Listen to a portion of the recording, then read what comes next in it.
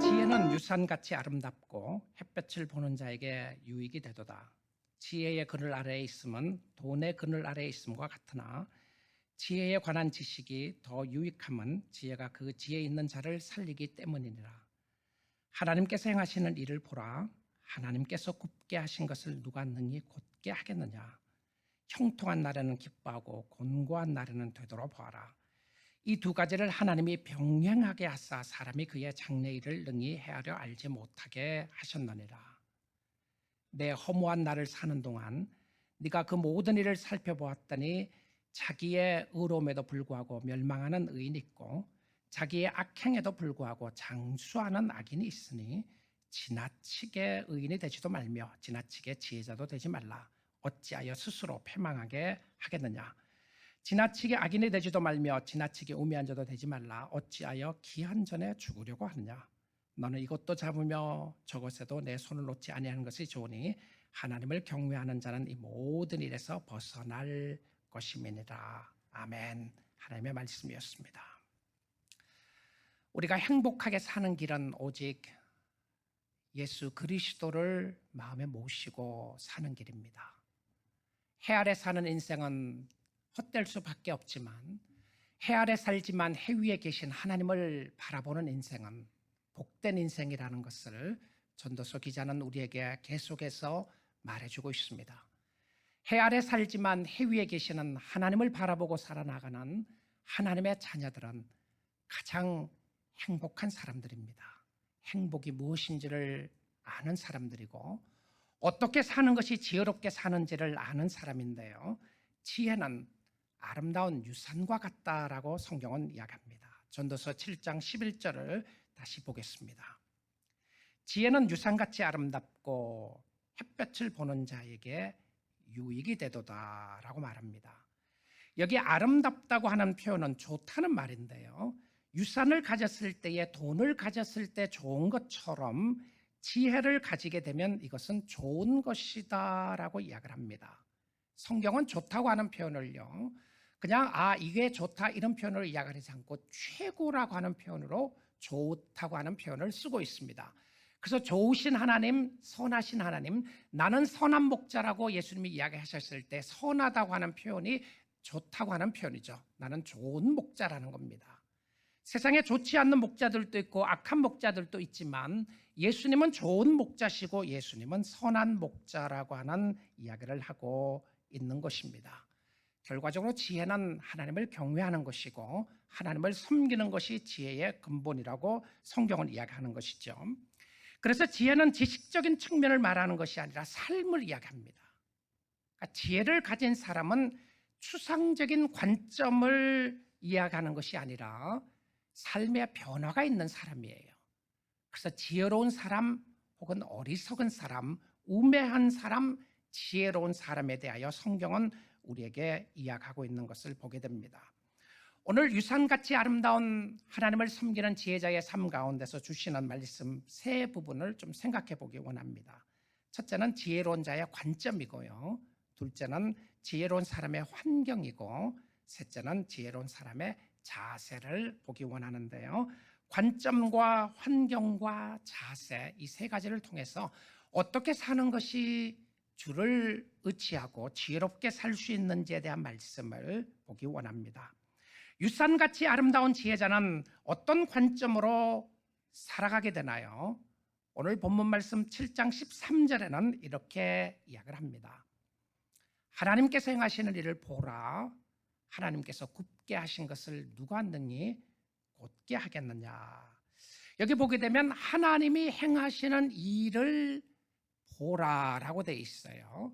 그래서 어떤 관점 속에 보는 것만 생각을 할 수 있는데요. 사실은 이 관점 속에 보는 것이 보는 것만이 아니라 생각하는 것도 포함되어 있습니다. 그래서 NIV 성경에서 보게 되면 이 단어를 consider라고 하는 단어를 썼어요. consider 하라. consider. 이 consider 하라고 하는 삶 속에 나오는 것이 무엇이었냐면 누구를 보느냐에 관한 부분입니다. 그러니까 지혜로운 사람은 어떤 관점을 갖고 누구를 보느냐 하면 하나님을 보는 거예요. 그런데 하나님만 보는 것이 아니고요. 하나님이 행하시는 일들을 보라고 이렇게 돼 있어요. Consider what God is doing. 하나님이 하시는 일들을 바라보라라고 이야기하는 것이죠. 삶에서 일어나는 모든 일들 가운데서 하나님 중심으로 생각하는 거예요. 하나님이 주관하시고 다스리시고 하나님이 보여져야 하는데 하나님의 역사하심을 보여줘야 한다는 것이죠. 우리 사랑하는 성도 여러분, 오늘 여러분의 삶 속에서 하나님의 역사하심이 보이나요? 보이십니까? 하나님을 생각하시나요? 어려움 중에서 일이 잘 될 때에, 일이 안 될 때에, 편안할 때에, 고통 중에 있을 때에 하나님이 행하시는 것이 보여야 하는 겁니다. 오늘 여러분이 그 환경 가운데, 그 상황 속에 있는 그 속에서 하나님이 보여야 한다는 것이죠. Consider what God is doing. 하나님이 무엇을 하시는지를 보라. 근데 놀랍게도요, 하나님이 무엇을 하시는지를 보라라고 이야기를 하면서 무슨 이야기를 하느냐 하면, 놀랍게도 우리가 생각하지 않는 이야기가 나와 있어요. 하나님께서 굽게 하신 것을 누가 능히 곧게 하겠느냐. 자, 여러분 이 말씀을 보시면 하나님께서 굳게 하신 것을 누가 곧게 하겠느냐, 이걸 보라고 그랬어요. 이걸 보라는 것이죠. 다른 이야기를 하면 하나님이 삐뚤어지게 했으면 바로 세울 수 있는 사람이 없다는 겁니다. 그런데 세상에서는 삐뚤어져 있는 것이 너무 많은 것을 봤어요. 오랜 전도서를 통해서 가난한 자들이 학대당하는 모습을 보았고요, 의인이 핍박당하는 것을 보았고, 우리는 경건한 자들이 어려움을 당하는 모습을 보았습니다. 세상에 여러 가지 환난이 있고 어려움이 있는 것을 보았고요, 어떤 사람은 악한 사람임에도 불구하고 빨리 죽는 사람들이 있는 것이 아니고 오래 사는 사람이 있고, 선하게 사는 사람임에도 불구하고 빨리 죽는 사람들도 있었다는 것을 우리는 보게 되었어요. 여러분, 그런 것을 볼 때 무슨 생각이 들죠? God, that's so unfair. 너무 불공평합니다. 하나님 그럴 수 있나요? 내가 하나님의 은혜와 역사를 보는데 이룰 수 있습니까? 라고 하는 것을 오히려 보지 않으세요. 우리는 의인이 핍박당하는 것을 보고, 사실은 우리도 어려움을 당하는 것을 보면서 하나님의 역사하심 속에서 하나님이 굽게 하신 것을 누가 곧게 하겠느냐. 여러분, 하나님이 세상의 문제들을 바라보고 있는 우리들에게 고치라고 부르심 받지 않았다는 것 아시나요? 어떤 사람들은 세상의 불의를 보고 분노를 가지고 있는 사람들이 있어요. 어떤 사람은 가정의 형제들의 어려움을 보면서 너무 화가 나서 분노가 쌓여 있는 사람들이 있어요. 이걸 고쳐보겠다고 발버둥 치는 사람들이 있습니다. 교회의 문제들을 보고, 교회의 어려움을 보면서 How can I fix this? 내가 이거 고쳐야지. 그런데 하나님이 굽게 하신 것을 누가 곧게 하겠는가? 왜 이 말씀을 하시죠? 여기서 나오는 부분은요, 하나님의 주권적인 섭리에 대한 이야기를 하는 겁니다. 자, 우리가 해결할 수 없는 어려움이 있다는 것이죠. 하나님이 우리로 하여금 모든 문제들을 해결할 수 없도록 주신 부분이 있는데요, 하나님은 우리의 문제들을 고치라고 주신 것이 아니라 사실은 받아들여야 될 부분들이 있어요. 사람들을 고치려고 하는 것이 아니라 내 남편을 어떻게 고쳐봐야지, 내 아내를 어떻게 고쳐봐야지 발버둥 치면 칠수록, 내 자녀들을 어떻게 해서든지 고쳐봐야지 발버둥 치면 칠수록 우리는 더 삐뚤어져 간 경험들이 있을 겁니다. 그래서 하나님이 우리에게 주시는 말씀은 고치려고 주신 것이 아니라 사실은 사랑하고 받아들이려고 하는 모습이 많이 있는 것이죠. 하나님의 주권적인 섭리를 인정하는 겁니다. 지혜로운 삶은 이해하기 때문에 따라가는 것이 아니라요, 말씀에 순종하는 것이고, 그 순종의 근거는 좋으신 하나님의 역사하고 있다는 사실이에요. 여러분, 살아가면서 이해할 수 없는 문제들이 얼마나 많이 있습니까? 알 수 없는, 왜 이런 일들이 일어나는지 알 수 없는 여러 가지 어려움과 힘든 일들 때문에 발버둥 치고 있는 모습이 많이 있지 않으세요? 여러분, 그걸 이해해 보려고 공부도 하고 노력도 하고 사람들 만나서 이해해 보려고 하고 해도 이해가 안 되는 부분들 있지 않으세요? 하나님을 인정하라는 거예요. 하나님을 인정하라는 겁니다. 요즘 제가 우리 교회가 둘러스 훈련을 하면서요, 화요일 저녁에 훈련하면서 켄 샌디 장로님이 쓴 피스메이커 책을 가지고 우리가 공부를 하고 있는데요, 그 책에 하나님의 주권적인 섭리에 순종한 한 사람을 소개하고 있어요. 조니 에릭슨 타다라고 하는 자매인데요. 이 자매님은 미국의 올림픽에 나갈 수 있는 수영 선수였습니다. 그러는데 1967년도에 다이빙을 하다가 목부터 해서 전신마비가 되었어요. 아직도 살아있는 자매예요. 근데 그 조니 에릭슨 타다에 대해서 켄 샌드는 이렇게 이야기를 합니다. 그녀는 한동안 많은 의문과 의심으로 괴로웠지만 하나님의 은혜로 분노나 절망에 굴복하지 않았다. 그 대신 하나님이 점차 믿음과 지식을 키워주심에 따라 조니는 자신이 처한 상황을 그리스도를 높이고 장애자들을 섬기는 기회로 보는 법을 배웠다. 그녀는 하나님의 주권에 대하여 이렇게 말한다. 그래서 이제 조니 에릭슨 타다가 하는 이야기입니다. 하나님에게는 갑작스러운 일이란 없다. There's no surprise in God's plan. There's no accident in God's plan. 하나님의 계획 속에는 사고라는 것이 없다. 놀랍죠? 하나님의 역사하심을 받아들이는 순간 하나님의 역사하심을 보게 되는데요. 그리고는 이렇게 이야기를 합니다. 하나님의 계획을 되돌려 놓을 수는 없다. 어떤 것도 그의 뜻하신 바를 방해할 수는 없다. 아무것도 하나님의 지배를 벗어날 수가 없다. 일어나는 모든 일은 하나님이 정하신 것이다. 주권은 하나님의 본성과 성품에 속한 중요한 것이다. 만일 하나님이 주권을 가지고 계시지 않는다면 그분은 하나님이 아니다. 성경은 하나님이 모든 일을 지배하고 계신다는 것을 분명히 하고 있다. 어떠시나요? 유산같이 아름다운 삶의 지혜는 삶 속에서 하나님을 보는 겁니다. 근데 하나님을 보는데 무엇을 보느냐 하면 하나님의 주권적인 섭리를 본다는 것이죠. 하나님이 행하시는 것을 인정하는 것인데요. 혹시 여러분 중에서 이런 질문을 할 사람이 있을지도 모르겠어요. 하나님이 굽게 하신 것을 굽게 할 수가 없다면 why pray? 그럼 왜 기도하죠, 목사님? 아니, 우리가 하나님의 계획을 바꿀 수 없다면 기도해야 될 이유가 무엇이 있어요? 아픈 사람은 어차피 아픈 것이고 죽을 사람은 어차피 죽을 것이고 문제는 어차피 있는 것인데 하나님이 허락했다면 기도해야 될 이유가 무엇입니까? 라고 하는 질문을 할 사람이 있을 것 같아요. 그래서 몇 가지 답을 생각해 보았습니다. 첫째는요, 우리는 하나님의 계획을 바꾸기 위해서 기도하지 않습니다.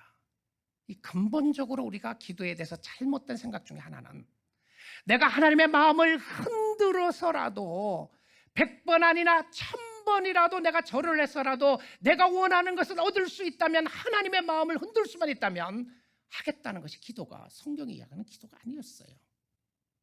오히려 성경이 이야기하는 기도는 하나님의 뜻이 이루어지도록 기도하는 것이었고요, 내 뜻을 굴복시키는 것이 기도였고, 자신의 계획을 포기하고 하나님의 뜻을 받아들이기 위하여 기도한다고 그렇게 이야기를 합니다.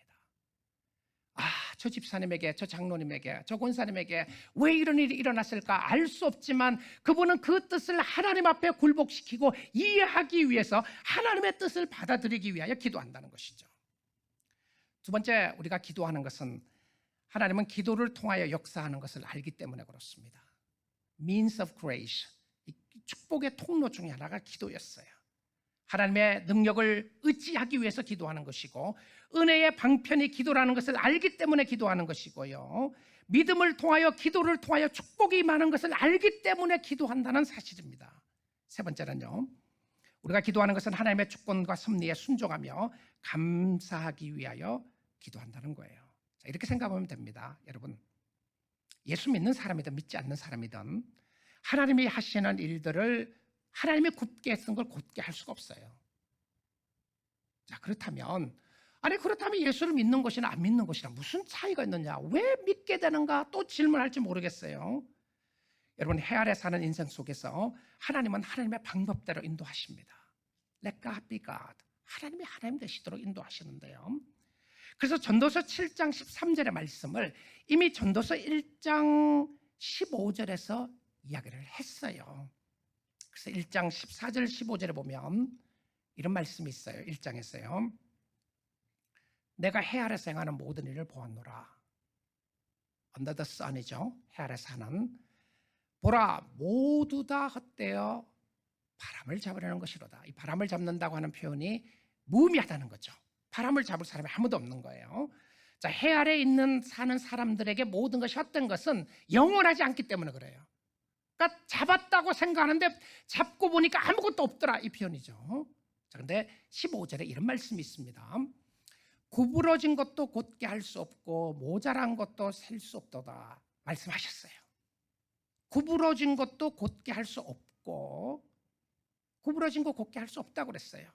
하나님이 삐뚤게 놓은 거, 하나님이 트위스트 해놓은 것, 여러분 인생 속에 막 꼬여있는 부분들 있잖아요. 많이 꼬인, 내 인생이 왜 이렇게 꼬이게 되는가, 우리의 삶 속에 왜 이렇게 꼬이는 게 많은가, 왜 이런 일들이 일어나는가, 왜 예수를 잘 믿는 사람의 가정 속에 어려움이 갑자기 생기게 되는가, 꼬여있는 부분들이 있어요.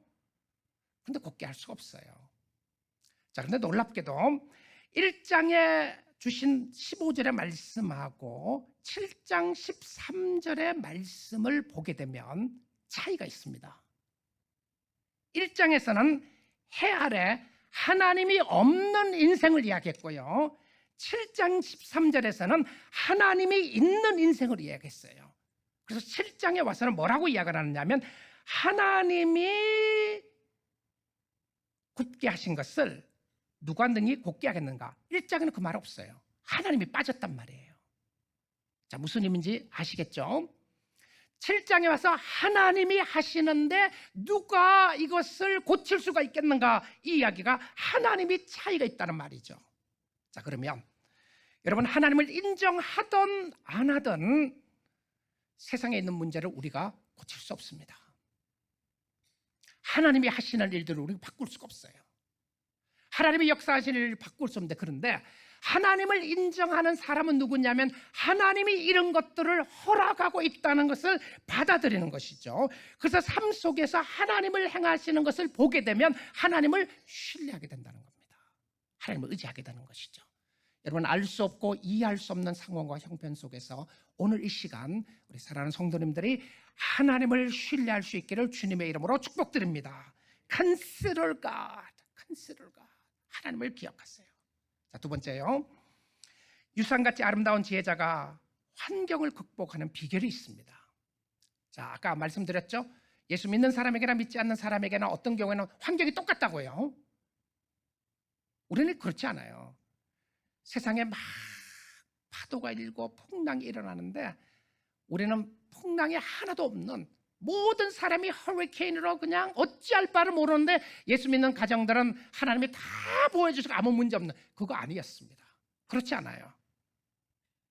해 아래의 인생은 똑같이 경험하고 세상 사는 사람들처럼 세상 사람들이 가야 할 길을 우리도 똑같이 따라가요.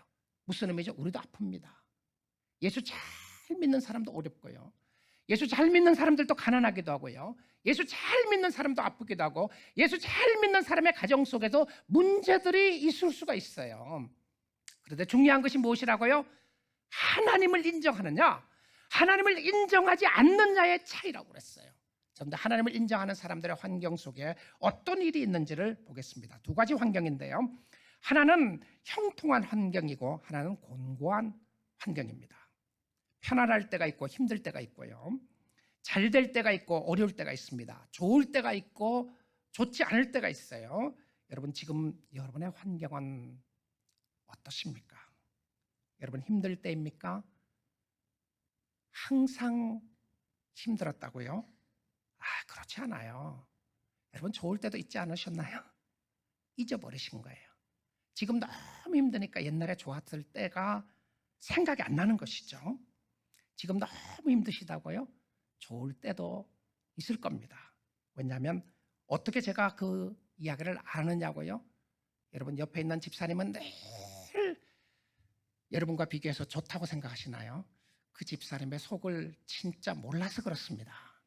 진짜 알면 마음의 아픔이 다 가지고 있어요. 나만 당하는 어려움이라고요? 그렇지 않아요.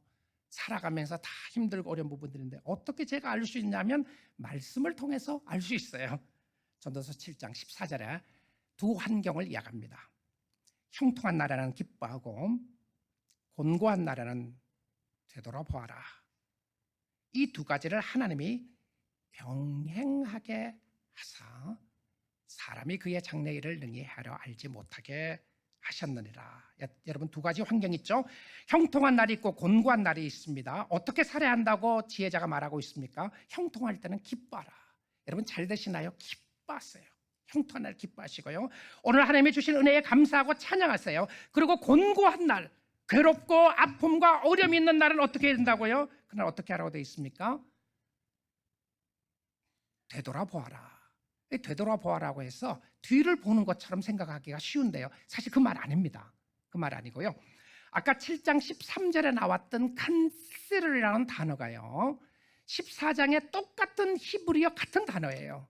근데 이제 번역하는 사람들이 번역을 다르게 번역해서 다른 단어일 거라고 생각하는데, 사실은 consider God when you are going through hardships in your life, when you are going through trials in your life, consider God. 어려움을 당하고 힘든 일을 당할 때에 그때야말로 하나님을 바라보라, 하나님을 생각하라, 이 부분이에요. 자, 그런데 이 이야기를 하고 나서 뭐라고 그러냐면, 하나님이 이 두 가지를 병행하게 하사. 여러분, 항상 좋은 사람 없고요, 항상 어려운 사람 없어요. 이 두 가지를 병행하게 하는데, 만약에 하나님이 병행하지 않는다면 좋을 때는 어떻게 할 것 같아요? 야, 너무너무 좋아하다가 나쁠 때는 어떻게 하겠습니까? 하나님을 원망할 수도 있는 것이죠. 좋은 일이 많을 때는 내가 잘나서 잘 되는 걸로 생각할 것이고요, 나쁜 일이 있으면 하나님이 나에게 그런 어려움을 줬다고 생각할 수 있어요. 근데 하나님이 뭐라고요? 두 가지 일을 병행하도록 했다고 성경은 이야기를 합니다. 이 환경의 중심에도 누가 있냐면 하나님이 있는 것이죠. 하나님이 하시는 일들을 보는 겁니다. 하나님이 이렇게 하시는 이유가 장래 일을 능히 헤아려 알지 못하겠다. 여러분, 내일에 대해서 오늘 내가 기쁘고 감사했기에 내가 앞으로 내 영혼아 영원토록 잘 먹고 잘 살자, 그런 사람 없어요. 오늘 하나님이 부르시면 그 영혼은 하나님 앞에 가야 되는 것이죠. 오늘 잘 살아가는데 갑자기 어려움을 통해서 내일 어려움이 있을 수도 있어요. 그래서 뭐라고 그래요? 그렇게 하시는 이유는 그의 장래일을 능히 헤아려 알지 못하게 했다라고 합니다. 사랑하는 성도 여러분, 우리는 주님을 섬기고 살아가다가 마음이 상하고 우울하고 답답할 때가 있어요. 우리의 주위에 보게 되면 상처 입고 있는 사람들도 많이 있음을 보게 됩니다. 이런 환경 속에서 지혜로운 사람은 환경 가운데 하나님을 보는 사람이었습니다. 하나님을 보는 사람이 살 수 있는 축복이 있게 되는 겁니다. 오스월드 체인버스 목사님이 전도서 강해에서 이렇게 말합니다. 이 세상에서 우리가 해야 할 한 가지는, 아무리 세상이 굴절되어 보일지라도 하나님께 믿음을 두는 것이다. 기가 막힌 고백이죠. 세상에는 굴절이 있습니다. 진리가 비진리 앞에 짓밟히는 것을 볼 때가 있고요, 정의가 바로 세워지지 않고 부정의가 판추는 세상을 보게 되고요, 세상에 악한 사람들이 잘 사는 모습을 바라볼 때가 있습니다. 왜 나에게 이런 어려움이 있을까? 발버둥 치며 눈물을 흘리고 있는데 하나님은 이렇게도 야속하게 나에게 답을 하시지 않을까? 발버둥 치는 장면들을 성도들이 겪을 때가 있어요. 성도들이 가끔 이야기하는 가운데, 목사님, 이렇게 어려운데 하나님은 뭘 하고 계시죠? 이렇게 기도하는데 왜 하나님은 들어주시지 않으시죠? 그런 사람들이 있어요. 여러분, 이 상황 속에서 굴절되어 보일지라도 하나님께 믿음을 두는 것이 가장 중요하다. 여러분, 오늘도 하나님을 신뢰하고 하나님을 의지하고 나가면 하나님이 지켜주시고 붙잡아 주시고 함께해 주시고 동행해 주시는 줄 믿습니다. 삶에, 그리고 계속해서 오스월드 체인버스는 이야기를 합니다. 삶의 슬픈 면만 다루거나 즐거운 면만 다루는 일이 없도록 해라. 이 두 가지가 함께 평행하고 있기 때문이다. 우리가 그리스도 예수 안에 있는 우리를 향한 하나님의 목적을 받아들일 때에 우리는 모든 것이 합력하여 선을 이루는 것을 경험하게 된다. 그런 것 같아요. 하나님이 하시는 일이기에 이해할 수 없어도 믿음으로 받아들이는 거죠. 이해할 수 없어도 따라가는 것은 하나님이시기 때문에 그렇습니다. 하나님은 하나님은 사랑하는 자녀들을 괴롭히고 사랑하는 자녀들이 고통 속에 있는 것을 바라보면서 기뻐하는 하나님이 절대 아닙니다.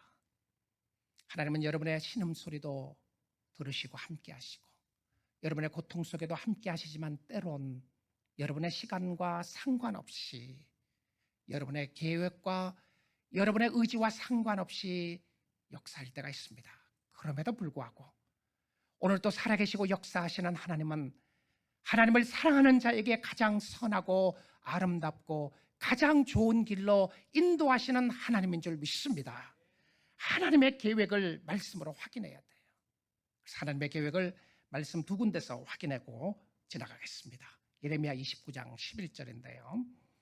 예레미야 29장 11절에 하나님이 하시는 말씀이 이것입니다. 우리 한번 같이 읽어보겠습니다. 여호와의 말씀이니라.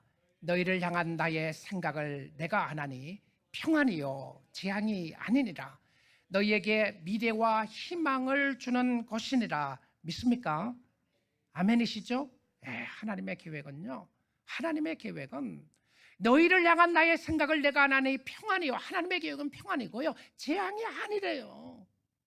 아니 그러면 여러분 그렇게 말하시지 않겠어요? 아니 그러면 재앙을 없애면 다 될 것 아니냐? 여러분 이 땅에 살아나가는 동안에요, 여러분이 잘못해서 재앙이 임하는 경우들도 있지만 죄악된 세상에 살아가기 때문에, 죄악이 가득한 세상에 살아가기 때문에 여러분의 잘못과 상관없이 당하는 재앙들도 있습니다.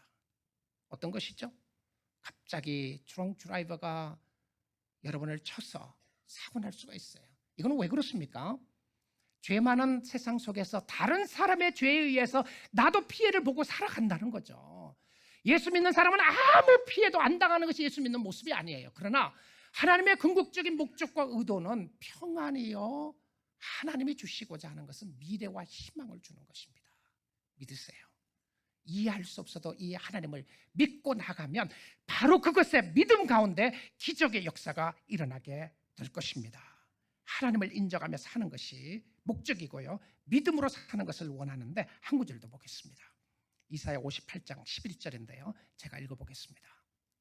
여호와가 너를 항상 인도하여 메마른 곳에서도 내 영혼을 만족하게 하며 내 뼈를 견고하게 하리니 너는 물된 동산과 같겠고 물이 끊어지지 아니하는 샘 같을 것이라. 여러분, 여호와가 항상 인도하는데 왜 메마른 곳으로 인도하죠?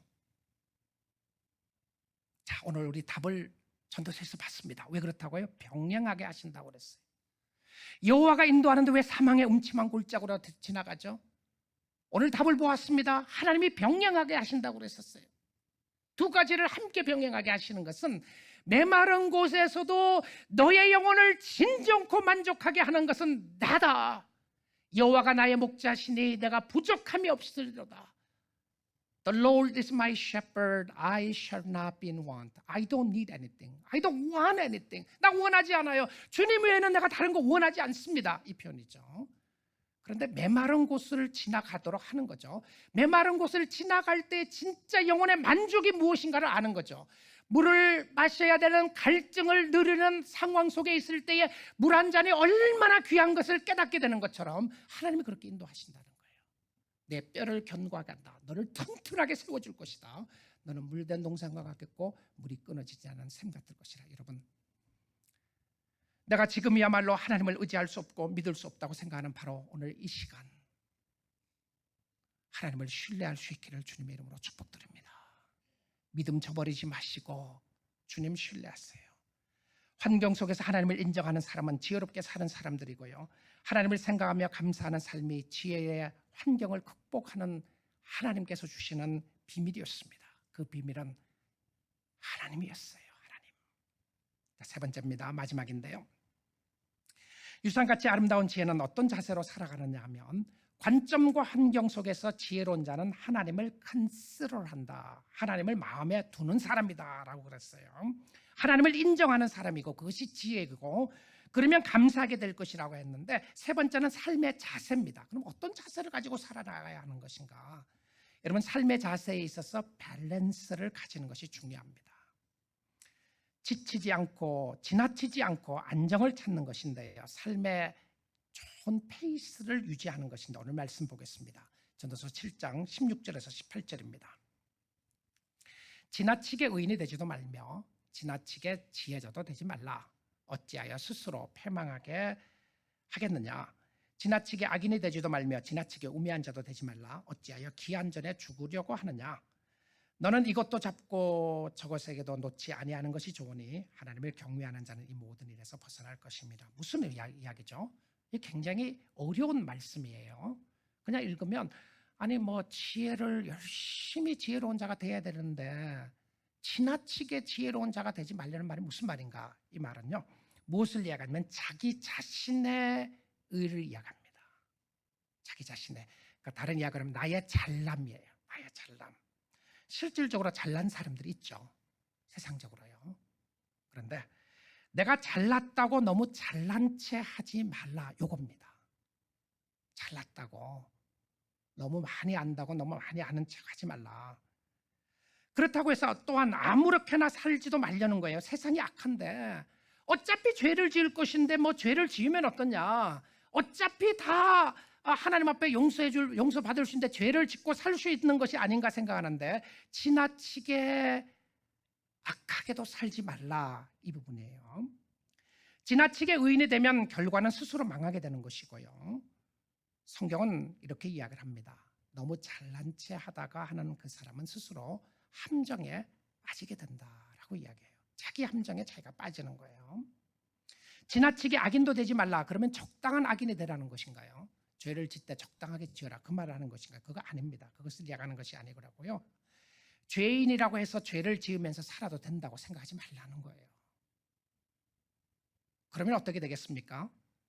기한 전에 죽을 수 있다는 것이죠. 무슨 이야기냐면 일을 다 이루지 못하고 사명을 다 감당하지 못하고 끝날 수가 있다는 겁니다. 그래서 하나님 앞에 발버둥 치는 거죠. 자, 그래서 이 지혜로운 자의 삶의 자세는 무엇이었냐면 여호와를 경외하는 것인데요. 여호와를 경외하게 되면 밸런스를 가지게 된다는 것이죠. 우리는 죄인이지만 의인이며 의인이지만 죄인인 거예요. 우리는 하나님 앞에 영광스러운 하나님의 자녀이지만 여전히 우리는 죄를 지을 수밖에 없는 사람들이고, 그럼에도 불구하고 우리는 선을 행할 수 있는 능력을 하나님이 주셨다는 것을 알게 되는 것입니다. 잘해도 내가 잘나서 잘한 것이 아니며 못할 때도 내가 절망하고 낙심되고 일어날 수 없는 것이 아니라 오늘도 용기를 주시는 하나님을 바라볼 수 있다는 것을 보여주고 있습니다. 그렇게 살 수 있는 비밀의 열쇠가 뭐죠? 여호와를 경외하는 겁니다. 여호와를 경외하는 것이에요. 사랑하는 성도 여러분, 여호와를 경외하는 것이, 여호와를 인정하는 것이, 여호와를 함께 동행하고 여호와를 사모하고 그를 경배하는 것이 삶의 비밀이었습니다. 유산같이 아름다운 삶을 사는 사람들은 하나님을 중심에 두는 사람이었고요. 그들은 하나님을 생각하며 하나님께 감사하며 하나님을 경외하는 사람이었습니다. 오늘 하나님을 인정하며 하나님을 섬길 수 있기를 원합니다. 하나님의 관심도 오늘 이 시간 그를 섬기는 자에게 향하고 있습니다. 오늘 이곳을 향하고 있고 바로 여러분에게, 오늘 이 자리에 함께하고 있는 여러분에게 하나님의 관심과 하나님의 눈동자가 여러분에게 있는 줄 믿습니다. 발버둥 치고 괴로워하고 한숨 짓는 그 순간, 그 상황 속에서도 하나님을 컨시더 하시면, 하나님을 바라보시면 하나님이 주시는 하늘에서 오는 위로를 덧입게 될 것이고요. 하나님은 오늘 그 순간 여러분에게 요구하시는 것은 Trust and obey, 믿고 순종하는 것이었습니다. 오늘 이 말씀 한 군데 확인하겠습니다. 시편 33편 18절 19절인데요. 여호와는 그를 경외하는 자 곧 그의 인자하심을 바라는 자를 살피사 그들의 영혼을 사망에서 건지시며 그들이 굶주릴 때에 그들을 살리시는도다. 누구를요? 자기를 경외하는 자, 자기를 바라는 자. 아름다운 지혜를 소유하는 사람은 오늘도 하나님을 인정하고 하나님을 바라보는 사람이었습니다. 오늘 모두 이 하나님을 경외하며 하나님을 인정하며 살 수 있기를 원합니다. 이것이 가장 귀하고 아름다운 축복이었습니다. 하나님이 가장 귀한 축복이었어요. 아름다운 유산의 지혜는 하나님이었고 하나님이 모든 것을 하나님의 때에 아름답게 하실 겁니다. 이해할 수 없고 알 수 없어도 십자가의 길을 걸어가는 것은 그 길이 복된 길이고 그 길이 생명의 길이기 때문인 줄 믿습니다. 그 하나님을 인정하며 살 수 있기를 축복드립니다. 오늘 하나님을 신뢰할 수 있는 것은 그가 가장 좋으신 하나님이시기 때문에 그렇습니다. 우리 한번 기도하겠습니다.